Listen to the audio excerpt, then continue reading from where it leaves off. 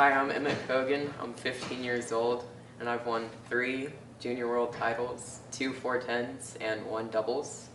And I've also won the Blazer doubles. One of the world championships was in San Antonio, and then the other 2 were in Savannah, Georgia. Alright, so my dad playing tennis in doubles, and he hurt his elbow with tennis elbow. And he was kind of out of commission for tennis, and so he remembered his old hobby of skeet.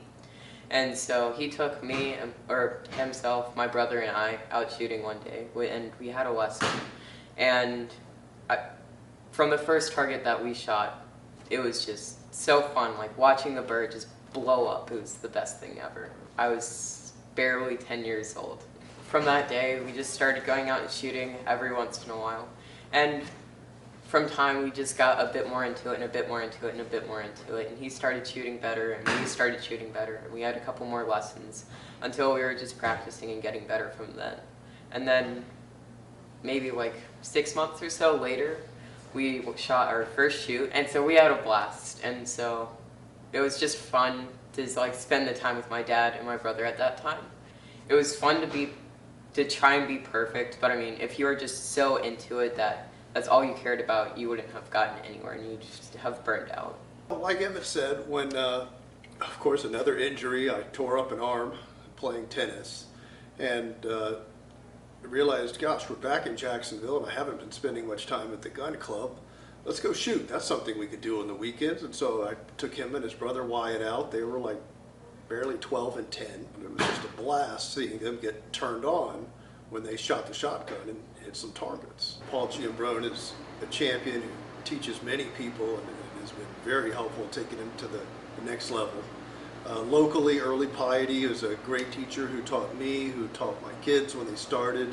You know, you're just learning the etiquette and the safety and how to mount a shotgun and how to shoot and hit targets and have fun. We work together a lot. I'm an instructor now, and Emmett we're out every weekend and during weekdays during the summer. He probably shoots, I would say, in the neighborhood of 15 or 16,000 rounds a year. I met Emmett probably 8 or 10 years ago, and he was at the gun club. He came out with his father, Mike, and he was a little bitty fellow, a little short thing, and the gun was nearly as long as he was tall, so it was always fun to watch him shoot because he was so small.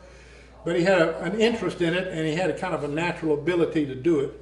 So I would take him out there and show him how to hold the gun and swing and look at the targets and the correct trigger pull timing and all that. And he picked up on it pretty quick. He was a good shot reasonably soon. You know, you could tell he had PO. You know what PO is? Potential. You could tell he had potential back then, and he had a willingness to want to learn it. You know, he had that inside desire, that fire inside that wanted to conquer this game and see how good he could do at it.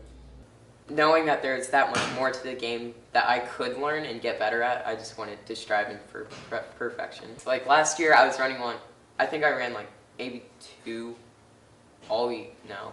One 100 all year in like competition. And now this year I've been able to like get it a bit more consistent so that I can shoot like 100 at least each shoot. The whole family went to Fort Bragg one year for Junior World because we heard it was a lot of fun, and it was. Lots of kids, hundreds of kids that enjoyed shooting, and they shot all 4 gun disciplines as well as doubles, so it's like 500 rounds, and lots of ice cream and events and stuff in between. It was a lot of fun, and you're hanging with other kids from all over the country that love the sport.